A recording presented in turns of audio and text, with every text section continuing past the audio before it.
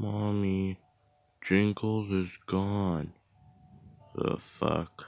What day is it? I could have sworn it was my day off. But that can't be right because Ava is at the edge of my bed, shaking my shoulder, and this little shit knows how badly I need my sleep on my days off. It's still dark out. This better be good. What, Ava?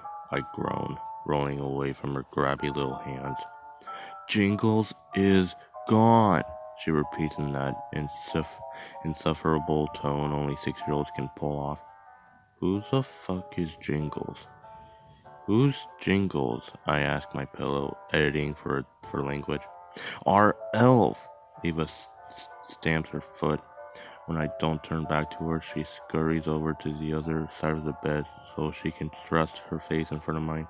He told me he said he'd have a special present for me today, but now I can't find him anywhere. Okay, let's get one thing straight here. I don't do that elf on the shelf bullshit. It's a waste of time. It basically bribes over your stupid kids into behaving for a month. It's just a glorified way for Facebook parents to take ridiculous photos and share for God knows what reason. Do you have any idea how many pictures I've seen on my timeline where a full-grown adult, someone I smoked weed with in college, has dropped Hershey Kisses into a toilet and posed that idiotic elf over the bowl? Too many fucking times. So you understand my confusion. Where did you get an elf, Ava? I asked, dropping from my phone on the nightstand. 4:02 a.m. I am on the brink of a very serious timeout. He came through the window last night. She sticks her lower lip out in a pout that sort of makes me want to slap it off her. I wouldn't do that. I don't hit my kid. But if you have kids and you act like you never thought about it, and you never thought about it, you're a dirty liar. Why was your window open? Sitting up, rubbing the sleep out of my eyes. Yes, a timeout is on the horizon for sure. The heating bill is going to be through the roof. Because he was tapping, Eva insisted. I had to let him in. It's cold outside. Fuck. Now I'm going to have to install those stupid childproof window lock things. You're not supposed to be opening your window, Ava. Or telling lies. It's not a lie. I couldn't leave Jingles outside. My daughter's wide brown eyes are filling with tears now. Great meltdown mode. He was tapping, and he was cold, and he said he'd give me a present, and now he's gone.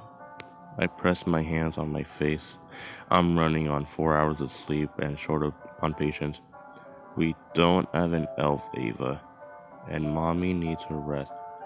Please go back to bed. Her lip is quivering now. What if, she says tearfully, something happened to Jingles? Something bad. Wonderful, I'm going to have to buy a fucking elf now. I draw the line at the Hershey Kiss shit, so maybe he's just taking a vacation. I have to slow this train wreck before it gets out of control. I get out of bed and stretch time to lie to my kid. Just like the rest of those losers on Facebook. Where did Jingle say he would meet you? At the Christmas tree. She sniffles. Alright, come on, let's go check. I can stall for time, maybe I can go get one this afternoon and put a stop to the tantrum. I know Ava, she's not going to let this go. Kids got insane imagination and is as stubborn as I am.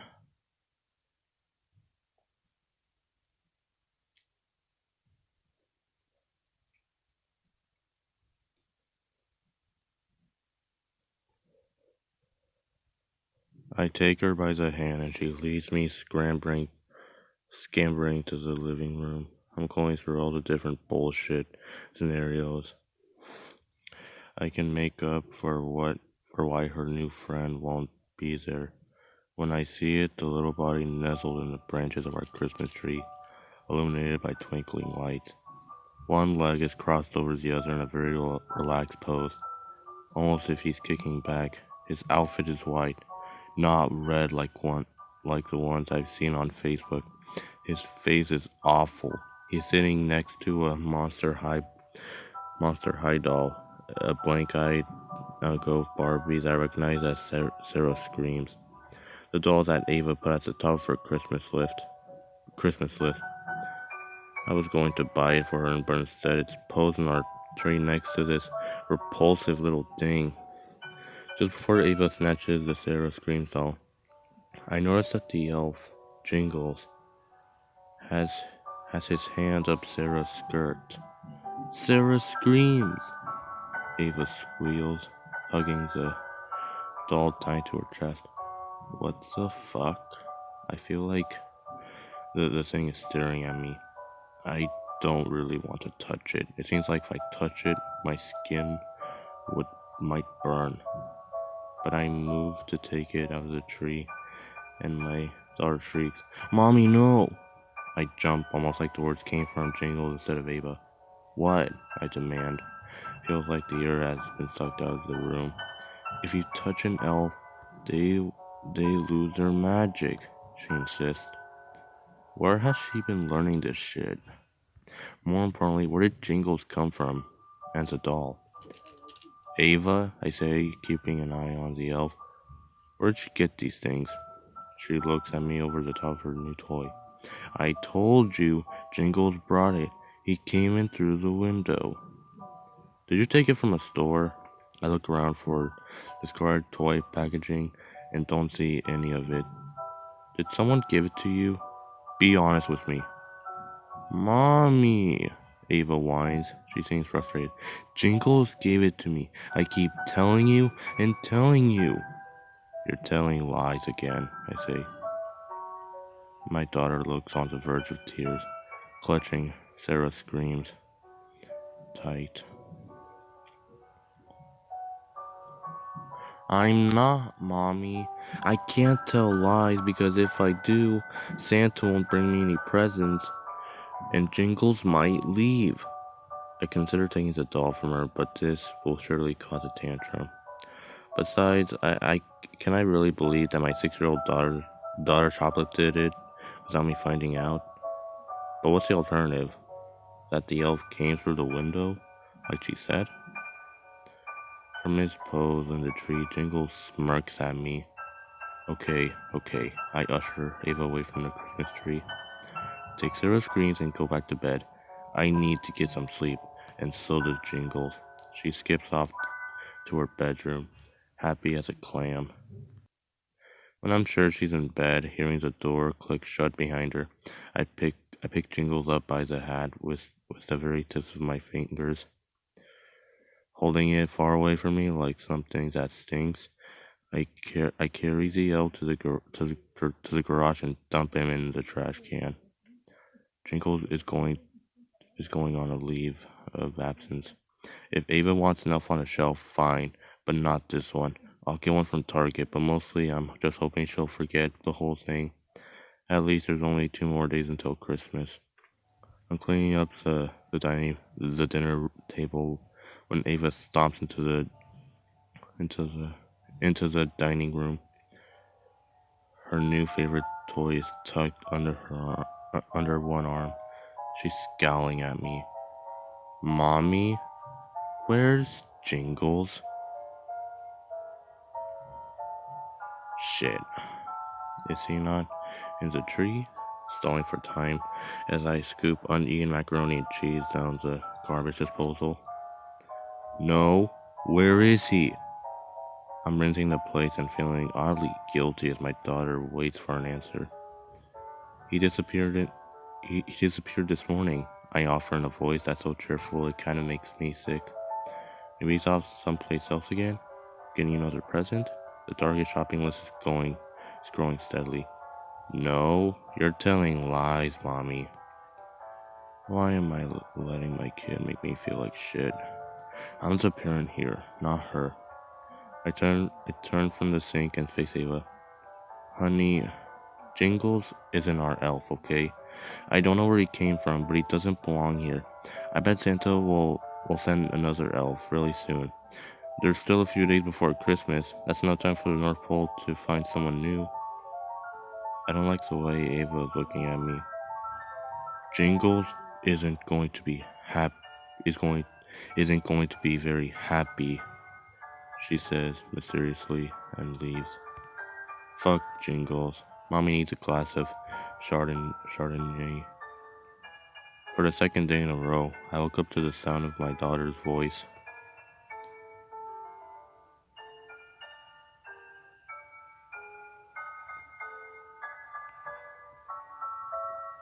Look, Mommy, she cries right in my fucking ear, jerking me out of a sound sleep.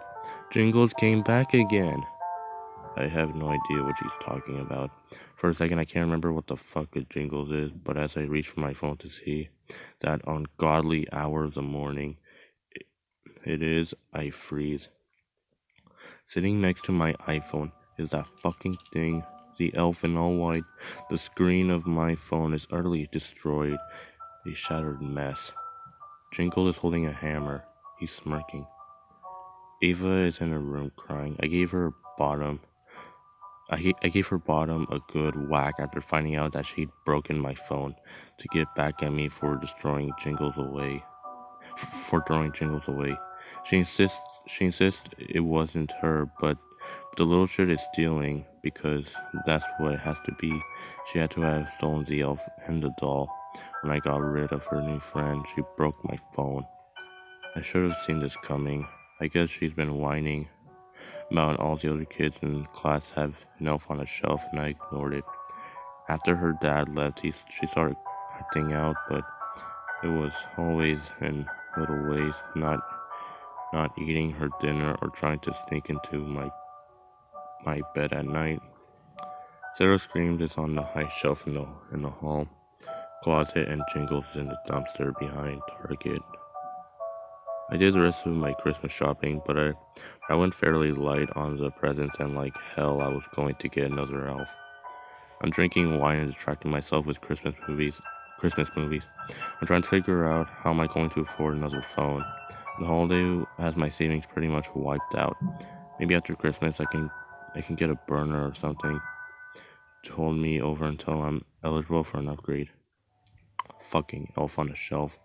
For a moment I think I hear tapping on the window. But it's probably just the wine or the wind, right?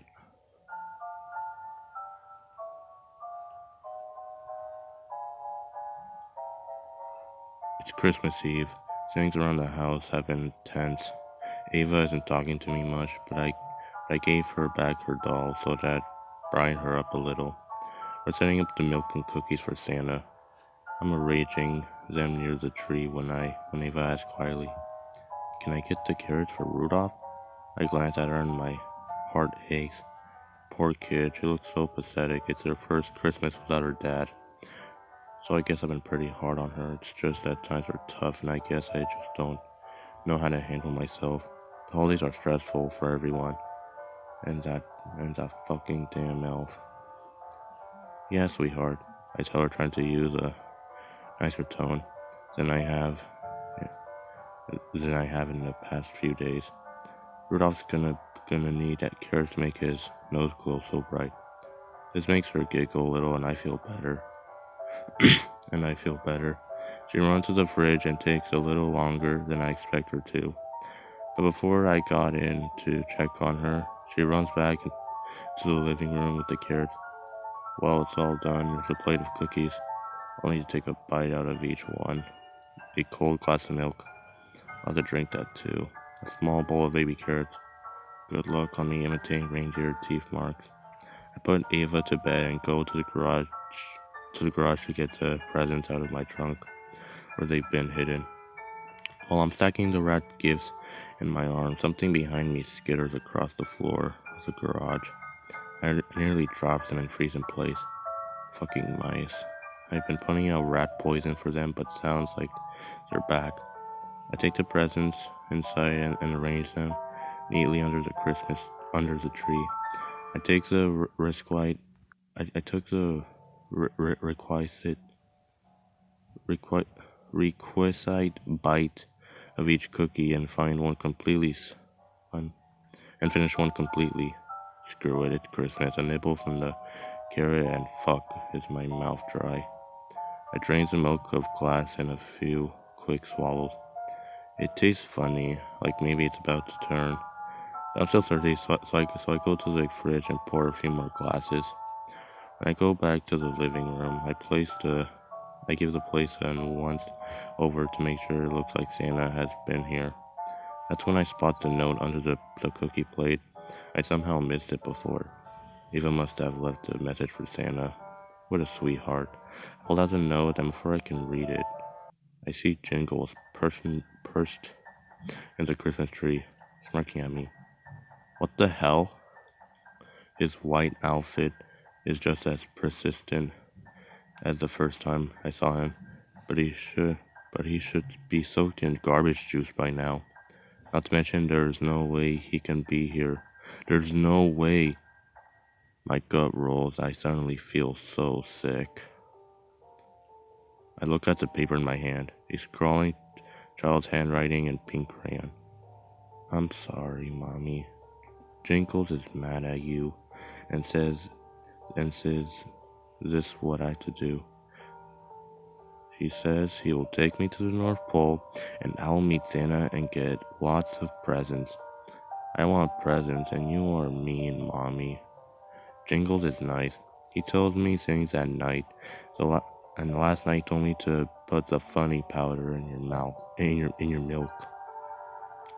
I want to meet Santa. I'm sorry. I will miss you, Mommy. You were not always mean. Signed, Ava. I scramble to the kitchen to the sink, forcing my fingers down my throat. My first instinct is to call 911, but I don't have a phone. Ava broke it. Jingles broke it. Some milk comes out in a lukewarm rush, but not all of it. But not all of it. Not enough. My stomach is still rolling, and it's starting to get dark in here. I stumble back into the living room, trying to make it to Ava's room. I fall to my knees in front of the Christmas tree and vomit again on the carpet. There's blood in it this time. Jingles is on the floor now, in front of the tree, next to the presents, and the last thing I see as I lose consciousness is the 3 boxes of rat poison he's sitting on. And from somewhere behind me I hear, "Can we go to the North Pole now, Jingles? I can't wait to meet Santa."